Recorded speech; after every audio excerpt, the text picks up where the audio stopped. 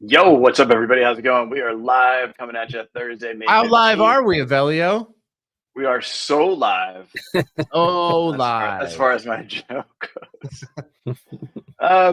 Yeah, man, we got some stuff to cover. I'm still in Milano, and we got Corey Connors coming from Oregon.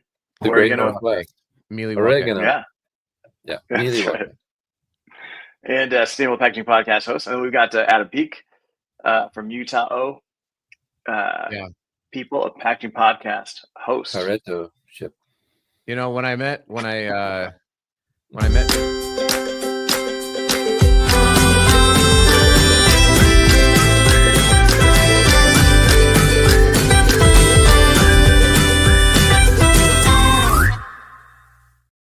I go up to them and I'm like, Utah, I'm taller. It was great. It was great. Yeah. It's classic. Yeah. Classic joke. Classic. So, all right. So what are we covering today? We're talking about classic. We're talking about plastic. Free terminology. Plastic is fantastic. No. Maybe not. TBD. Yes. That's right. Yeah. So, all right. So we brought this up yesterday. Adam, what's going on? What's this? Let's cover what's happening with plastic free.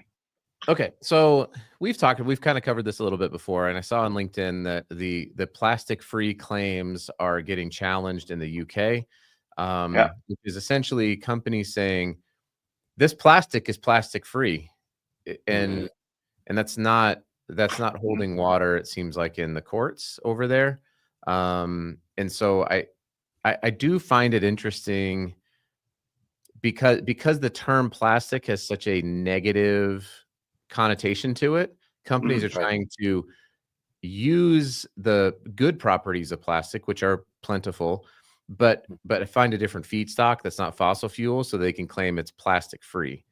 And I think rightly so. We just need to not do that.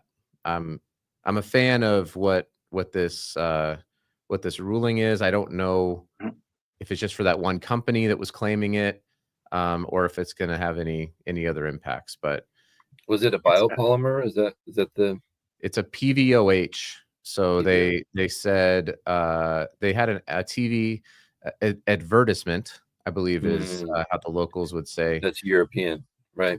Aluminium. So it's the ASA ruling on Ocean Saver. So Ocean Saver is a company, and they've got the claims of this biodegradable film. And they talk about plastic free, 100% plastic free, contains zero microplastic, zero plastic. Like, they hit plastic from every possible angle to say there's no plastic in here. Even though on their website it says each pot is made from a PVOH film, even though technically plastic, it's one of the good plastics. It's like, right. Interesting. That's me calling you. Yeah, sorry, Avelio, I can't answer. I'm on the phone. So these are the dishwasher tabs, right? That you put in, and the material is supposed to just disappear magically, right? Yep, it says on here so that you don't harm the sea. There's a bunch of stuff on it. There's a lot of words. We could read them, or we could just throw them into ChatGPT. Like, hey, what does this say? Right. So that's what we did. Good old. Anyway, okay. What does Chad say? Chad says ChatGPT. It's like, what's the situation? All right. So Ocean Saver ads, they ran on TV. They claim the products were, sorry, make you throw up from running this up and down, microplastic free, all the stuff that I just said. Now, who complained? A competitor. So, kids, if you're watching and your competitor is doing something that they shouldn't be doing, you could complain. Yeah. And that tends to happen quite a bit. And if you're not doing that, maybe you're just not a jerk, which is nice. So it pointed out. This won't outlaw this material. It's just saying that they can't make these claims. Correct. Okay. Correct. So it upheld all 4 complaints. The fact that this film is fully biodegradable, which is misleading because it only breaks down partially, according to this, which is 86%. It's not full biodegradation, so you can't say it's biodegradable. claiming that it saves 2 million pieces of plastic saved from the ocean. You can't calculate and prove that. And how big are these pieces? Like, there's nothing. It's just another claim there, right? So bottom line, you can't use that. Greenwashing. Yeah. Sustainable crap. Right. Yeah. Right. TLDR, which I think that means too long, went to ChatGPT. Exactly. What, yep. They were called out for greenwashing. So the products weren't plastic free and all that good stuff. But how is that going to impact anybody else claiming plastic free?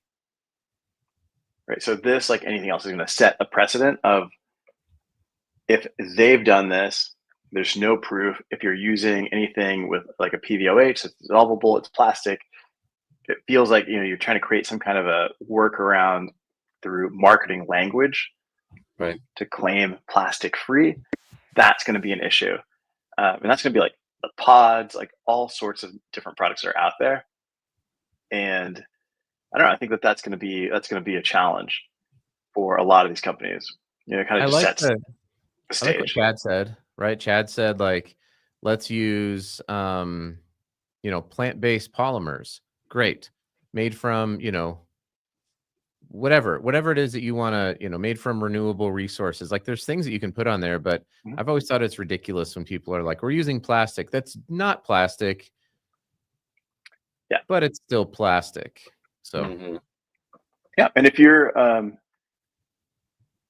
a company out there that is making plastic from other materials, whether they're organic, that's not petroleum based, it's still plastic, right? And that's the big issue, because we've seen this. We've had issues. We've kind of commented on this the past 4 or 5 years. It's still plastic, right? And if you're within the community of packaging, you may know, this doesn't work. This isn't plastic. Where does it recycle? All that stuff. But a common consumer, they don't have time. They don't understand. There's claims on it. There's certifications on there from different companies. They're like, oh, this choice is a better choice than the competitor because of this plastic free. Right. And that's where it becomes an issue, because the consumers don't know what they're buying. Yes. Yeah. That's it. So just looking at Chris Olson's comment here, has the biodegradability been independently verified in real world conditions, not just lab settings? It did say on here that our research friend did not pick up on, so way to go. But it's going to take me 15 minutes to find in this long article. They did have some claims, some things that they had done to help validate it. Here it is. 3 different testing methods, probably in a lab. ASTM D6691, which tested the rate of aerobic biodegradation of plastic materials in which is the standard. Right. That's So they did have testing done on PVOH. It's just that you can't just claim it, I don't think. But this is just against this one company, right? This isn't a sweeping. Well, change. It does set a precedent, though. Oh, good. For this material. Yeah. Correct. Yeah. So PVOH is not classified as a microplastic. Something that our fleshy friend Adam didn't cover is that PVOH is not classified as a microplastic under EU regulation. Humans. Because it dissolves in water and it doesn't form solid microparticles. So it still releases plastics. They're just small, but they're not necessarily going to be like solid, like what you think of, like these little grains of plastic floating around. Some of it, like some of the material will turn into cellulose. And so it will, that's what it converts into, is like a cellulose fiber that has no negative impact, as far as we can tell today, on marine life. Some of the biodegradable materials is what you're saying. Some of the bioplastics. Yes. Yeah.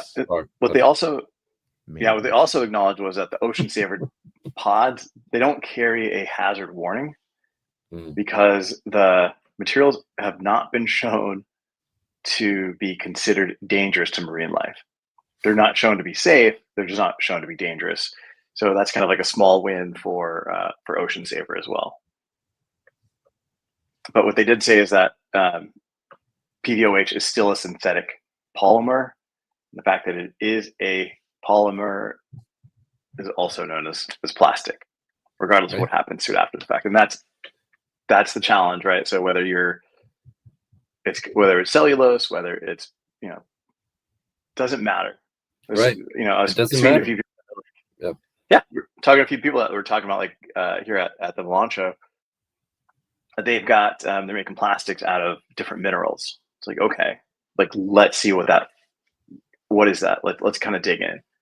Yeah. But that was there was a ton of it. That was a lot of stuff that we were seeing at the show, with a lot of plastic alternatives that look, feel, smell like plastic.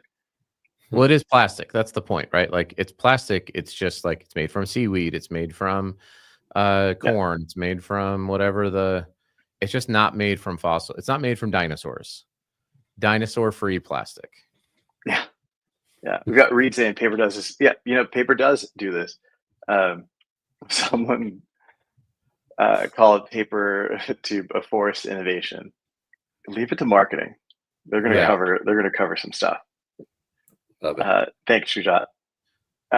So on that front, on the marketing front thing, I think it's irresponsible. A lot of the marketing that we do in packaging, I think, is wildly irresponsible, where even like manufacturers will take a material and they'll just make it sound better. Like, they'll just market it as their own and they'll make it sound better, but it's just, an FSC certified paper, but they'll call it like the, ABC Converting Company Eco Paper. It's like, it's just paper. They brand it. Rock or graphic. Like, it's just the same paper. Right. It drives me absolutely crazy. And I hope that EPR is actually going to help get rid of that, because brands are going to have to demand the actual specs, not truth just and the labeling. Specs. Yeah. Not just the specs that you made up. Like, you can't just rename something that somebody already has. It just, oh my gosh, it drives me crazy. Right. Yeah, Chuck McAllister, the most American sounding name, is saying, hang on, I gotta go get some apple pie and watch some baseball. I'll be right back. Yeah, excuse me while I if we saw the company Ford truck, Strawfish.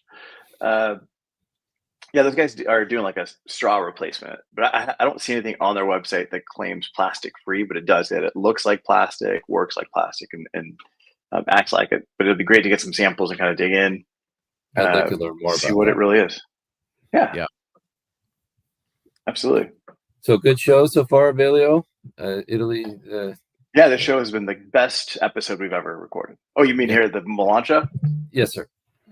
Yeah, no, it's amazing. Today's the last day. It's actually wrapping up here in the next few minutes. It's been crazy packed, tons of people, a lot of cool innovation. There's a lot of really small booths where they might have like one or two different items that they specialize in. Unfortunately, a lot of those are empty. Like, people go to the big giant booths with all the lights and stuff, versus taking a look at all these little ones, because some of them have innovations. They just haven't scaled enough to pay a ton of money for a giant booth. Those are but they want to be secrets. there. Yeah, absolutely. There's a ton. Yeah, there's a ton of them. Chuck, would love to if you can send some samples. I'll DM you and we can get together and kind of talk about it. Are they samples of strawfish or just a bag of seashells? Either way, send them seashell collection. Because isn't that just clam packaging? Like, isn't that we're just repurposing clam packaging into? And that's right. Yeah, they're just like original clams. The original clam shell packaging. Yeah. But yeah, there's some cool stuff. There's like Raikou. There's that tissue one I showed you, that like corrugated tissue stuff. A lot of really cool things here. Yeah, but anytime you get a chance. FOMO. That's what I have right now. Corey and I are perfect. Yeah, a little right FOMO. Yeah, I got a little FOMO on my face. Yeah, absolutely. Again. All week. Yeah, we got Gene Sands plant-based. Check out Gene. They just launched this cool packaging for Spiked, which is like a cool little new alcoholic beverage. Cool packaging, thin, slim can, killer packaging deck. Definitely check out Gene and what he's doing over there. Nice work, Gene. I'll only do it with Yeah. my puka shell necklace that Chuck is going to send me. Right. That should be our new uniform. Puka shells. You know what we really need to do though is just Mhm. make straws out of red licorice, because that's let's just admit, like, that's the best straw. Best straw ever invented. Yeah. Do we really need straws? We should make it out of black licorice. No, but here we are, because I have an F-150 and I'm an American and I can do what I want. That's what. Right. Welcome to America, Chuck. I don't. I drive a 2002 German-made Audi, but it's a manual 6-speed and it's amazing. Oh, nice. I drive a BYD 7-speed changer. So there you go. What? Bring your own device? Yeah. Build your dreams. The Chinese electric car. Oh yeah. You have 4 of those. Have you not seen those? Those are amazing. Oh, neat. Print direct to can. Yeah. Gene, who's doing that? By the way, the can printing. I think that's growing quite a bit. If you want There's a big facility in Utah that does that. Prints directly onto cans. Vobev does not, and they are currently in bankruptcy. So they won't be. I haven't heard from them in a while. So I hope they can figure out a way to reorganize, because they have a gigantic facility and employ a lot of people. They weren't doing inkjet printing onto cans. They were printing and making their own cans and then filling them. Got it. That's right. Cool. I remember that. Yeah, they were on the podcast. Yeah, maybe next week. I did see some cool. I did some cool cans here. Your turn. Just talk more about Milan and how great Milan is. We want to hear more about Italy. That's what we all want to hear. But it's all about Abellio and all we're the just cool back here in America. We're just here. No, I saw these really cool cans. These guys doing these shrink sleeves that are textured. So they had some that were like felt. So it was like a velvet, which was kind of cool. Gene says that CanWorks is the ones that are doing the can printing. Sweet. So go check those guys out.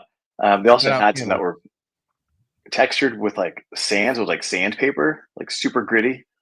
And then there were some that were like textured, like almost like reptile, which was like super cool shrink wraps that they were doing. Of the gritty cans and then gritty down the aisle. I did. I need film. It was crazy. You couldn't even believe it. All right, that's it. All right, guys. This show is. This is our last show ever. Sorry, it's good. Yeah, we'll miss you all.